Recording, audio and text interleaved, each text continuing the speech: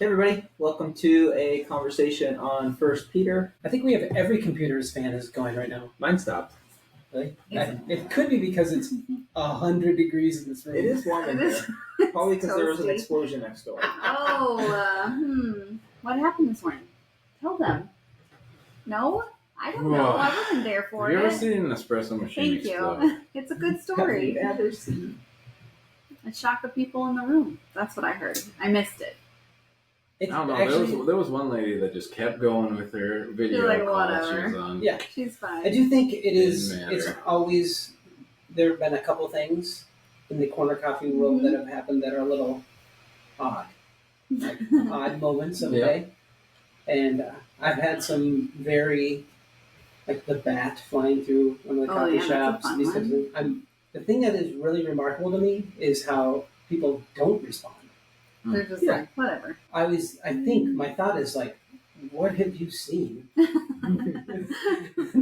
That this was no big deal. Yeah, that you don't even look up. Yeah, because that noise was loud. It was loud in here, and we were like in the next. The smoke was smoky. Building. Well, I was at Dynoi a month ago, and the fire alarm started going off, and nobody moved. Yeah. Not a single person moved until the waiters and waitresses were like, we should all probably leave. It's like, Yeah. Oh, we do have to go? Okay. Years ago, I was in HCMC, sitting in a waiting room with not my injury, but somebody else's, sitting there, and the fire alarm started going off, and the people behind the desk, everybody nobody even like looked up. Yeah. It's fine. And so I guess the fire alarm its goal is just to let you know when you're about to get burned. Know that, like, maybe you should think about. No? I mean, I feel like it goes, maybe I should start thinking about what needs to happen, but maybe I don't have to worry about it. No. I'm just going to stay. Today we replaced a part that was faulty, and it exploded and started on fire. Well, it started on fire and then exploded.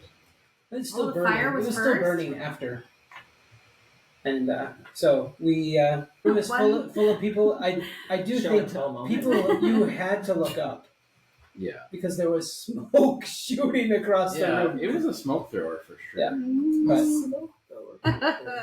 But in a moment when people could have ran, people looked up for a second and went back to exactly what they were doing. And so I don't know really what that says about. It was a Carrie Underwood moment for sure. That doesn't mean anything to anybody. What does that mean? I There don't was know. a moment where most of them were just like, Jesus, take the wheel. That's it. Yeah. That's it. There's an Carrie explosion. Underwood, is that a song? Yeah. I thought it I was a bumper say it sticker. once in a while, every once in a while when my days, It's probably I'm also like, a bumper oh, sticker. Jesus, take the wheel. Oh, so you authentically say it. I don't know, it's sort of authentic and also what is happening. It's good. So, I don't know if I'd say it was completely authentic. I don't know if I feel good about that, but it's true. Take it from my hand. There you go. I can't make it on my own. I'm letting go. Okay. It'll keep going. We are going to get a copyright strike. Uh-oh, it's over. Oh, I'm pretty sure we're safe. No, you get one every weekend. Oh, yeah. Yeah, you do. And when it's streaming? Yeah. That's fun. Well, First Peter. Yeah.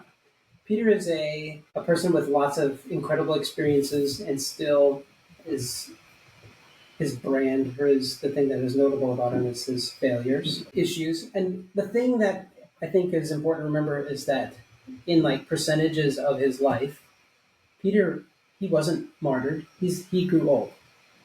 He did grow old, but he was martyred. He was crucified upside down. But he Years was later. older. Yeah, like he was older. In his 60s, 70s, 80s, right? Do you think that... Oh, I was just thinking about... No, it couldn't have been 80. Maybe 60s. Maybe 50s. I don't know. But I feel like what's remarkable about Peter isn't just that he's failed, it's that he failed and made it. Yeah. How old was he? He was in his 60s. Yeah, he was in his 60s. Because this book was written in the 80s, 60s, they thought about. Because it was Nero yeah. was the torturer that the people were stressed about at the moment. Yeah. And so Great. it is, so it's life after failing But it's not just life after failing. It is speaking encouragement, being a leader, being a blessing to people that are struggling after you've struggled yourself. And I think that in a, I don't even know what it means, but in a cancel culture or in a culture where if we can give up on people really, really quickly, Peter wasn't given up on, and he was back in the game. And a significant part of his life was after Jesus's ascension, after his failures, and then he continues on. Peter's failures. Yep. Yeah. And he's writing to a group of people that Nero, a good Google search is Nero. Mm-hmm. That's a stressful Google search, I feel like. Oh, it's stressful. It just is when... His name is wild. Nero Claudius Caesar Augustus Germanicus. Man. He meant it. Yeah, signing a check. Because that was back when they were writing checks. So the thing that... that would take a while. The thing that he... thinking about Nero is when they're early writing about the Antichrist at the end of time. Nero is under their feet. Yeah. And so they were, the terrible was happening.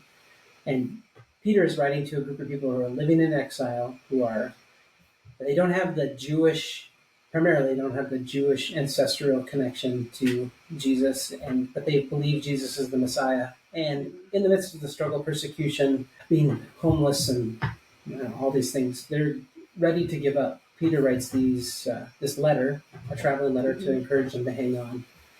And I think that most people, when they are in the worst scenario, it's very easy to be helpless. Yeah. Not necessarily being like refusing of help or refusing to be, let me give you a little advice. Yeah. I see that, that moment when, as a parent, and you're standing at the cash register and your kids are melting because they want a candy bar and that thing, and somebody goes, you know what I think you should do as a parent? And then my response would be something snarky or two. Yeah. I don't know. Probably nothing. But it's probably nothing. Yeah, hopefully nothing. Hopefully most best case scenario, nothing. And so I think that here today, as we continue into this, Peter's going to give these instructions to everything is terrible, and in the midst of it, you should honor, give respect to those that are cultural or governmental leaders. That was a terrible ask. Yeah. It's a terrible for them ask, because it's like they talk about them being strangers and aliens, and like sometimes we hear that and we think that's just a spiritual term, but like for them, they're like in this place where they're not really even residents in the neighborhood they're living. Maybe they're below the citizens, but maybe they're above the bond servants. Like they're in this in between where they have nothing. People are skeptical of them. Nobody really wants them there. So it's like answering to the government when there is, I don't know, they're just outsiders beyond outsiders. Like this family that they're creating is this chosen family, these believers. I don't know. They really are just the outsiders of outsiders, and everyone's skeptical of them. No one trusts them. Yep. So then having to submit this idea. Submit yourselves for the Lord's sake, to every human authority. Yeah. Now, again, the verbiage is intentional. Every human authority, which would include those that not just where you were a foreigner, but also those that were oppressors. Yeah. And I go, why in the world would you do that? I know. But it continues on. It gets better. It does. If you're going. I know. To use slaves. Yeah. Submit to your master. Ugh.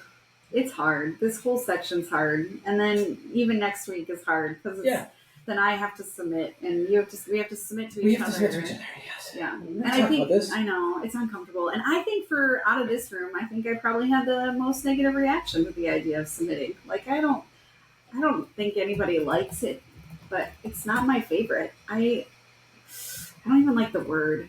Yeah. Ugh.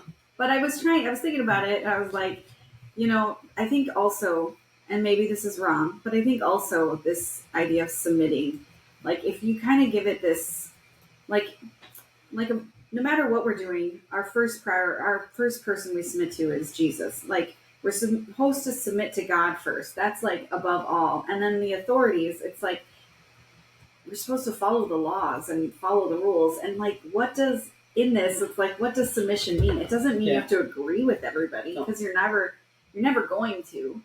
But yeah, it's a tough one for me. Yeah. Well, from this, the foundation of being able to process this, Rachel, is I'm just kidding. I'm trying to submit sometimes here in the room. I do think that trusting God, and for these people to trust Peter is such an important thing. It's I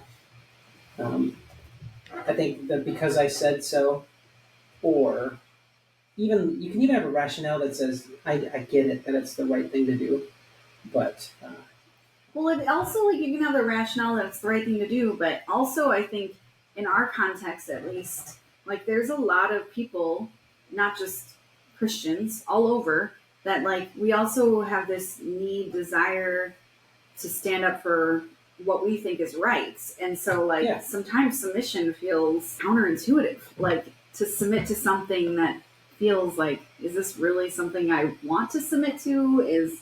I don't know. Submission is confusing and complicated. And I think the thing that is, again, this is for everybody to process, that if you really, really trust Jesus and his being engaged in our lives, how does that impact how you submit or trust or follow the rules or whatever, compared to if you don't really trust Jesus, if you don't really think he's involved, how does that impact how you trust? And I think I was reading this article that there's a government person, like I don't know if it was CIA or whatever, I have to look at the notes here, but wrote down like these quick tricks to get a mark to trust you. So it's like,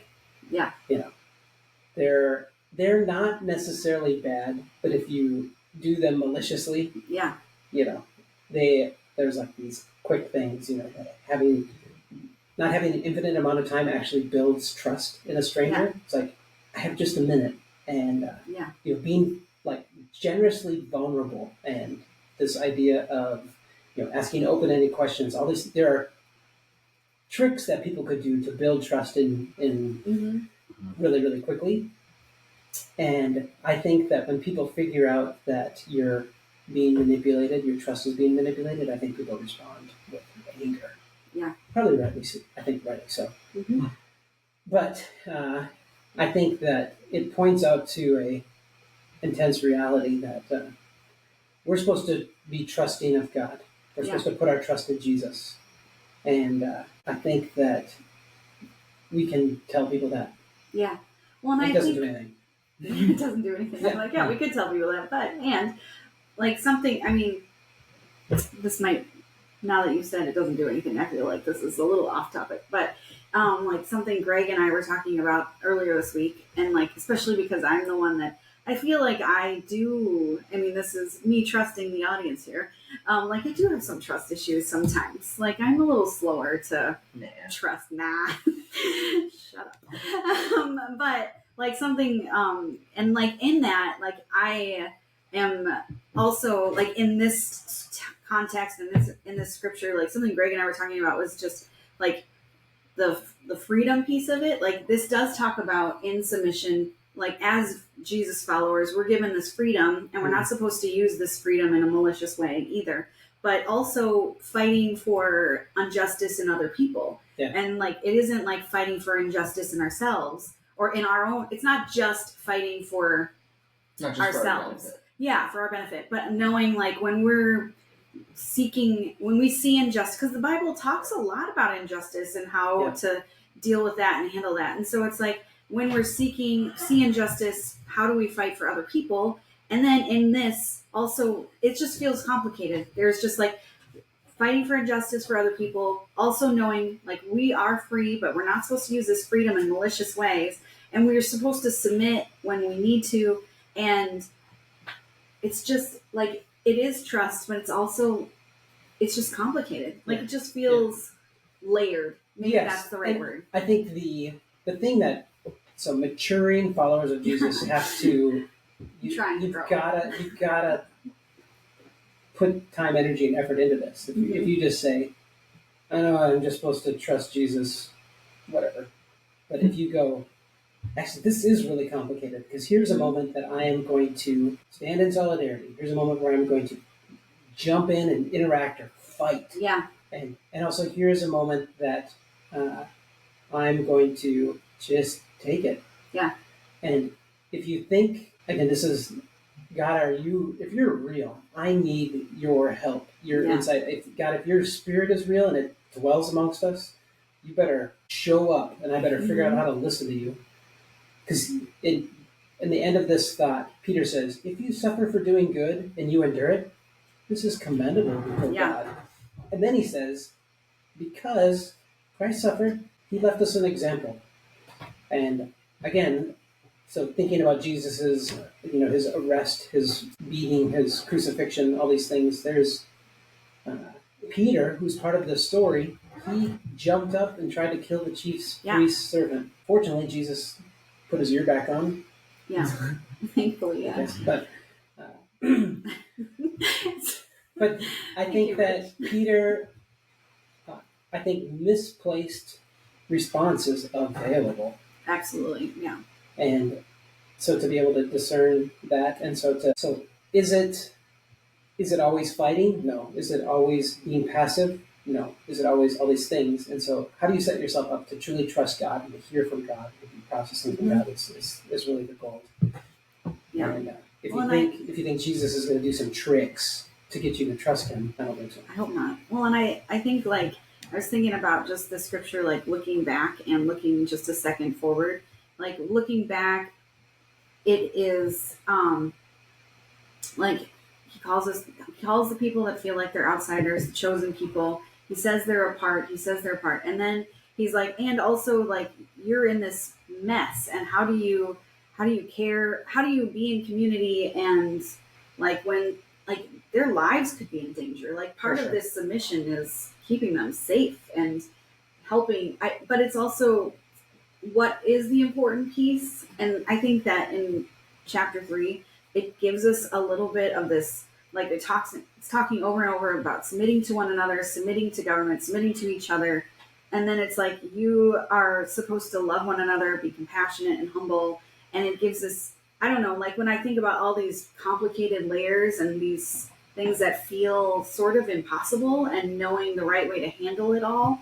And it's but if we have this foundation of how do we love, how do we be compassionate, how do we humble, that helps guide us a little bit. And how we build trust. And I think taking it to the ninja level. Yeah. Jesus says, don't be afraid of those. Don't be stressed about those who can take your life. Yeah. It's fine. They can take something that is so temporary. Be afraid or fight against those that could impact your soul. Yikes. That's a different, a degree of trust. Jesus, in the Lord's Prayer, says, give us this day our daily bread, which is echoing back to the manna that was given to the Israelites as they were wandering. And God, as a provider, was providing every day them bread for them to eat. And he said, don't gather extra, but gather double on Saturday or on Friday. And there's a lot of complexities in it. And the people, they showed that they didn't really trust. And so the thing that even it's amazing. Even in the midst of God's miraculous provision, there's a human tendency to still not trust. Yes. And it's in us, it's ingrained in us. Yeah. God did it. Wow, God, you did that yesterday. Never again. is the thing. But I think the beauty of this as we even process this and bringing the manna to it is that, do I have to have this all figured out? And do I have to trust God for everything? And I think that prayer is, God, I trust you for today's provision. That's it. Help. And I'll work on the reason why Jesus says, ask for your daily bread. Exactly. Yeah. And Jesus in the Sermon on the Mount, surrounding this prayer, he says, wow, let tomorrow worry about itself. And so, giving the effort to today, which I don't really like today. Today, with everything that is going on in my own life, is that all right? I'm gonna trust you today. Yeah. Tomorrow, I don't know. I'll try tomorrow. I'll try again. Yeah. Rich.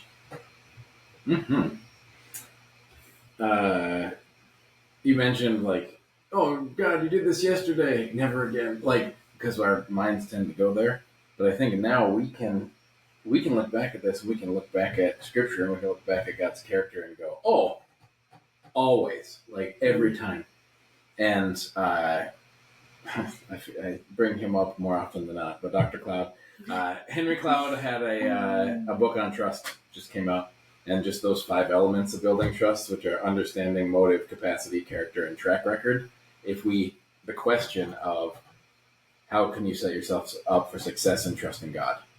Part of it, if you need to go through different pieces, is look back on those 5 things and go, does God understand? Well, He created. He understands. Like, what's His motive? What's His capacity? What's His character?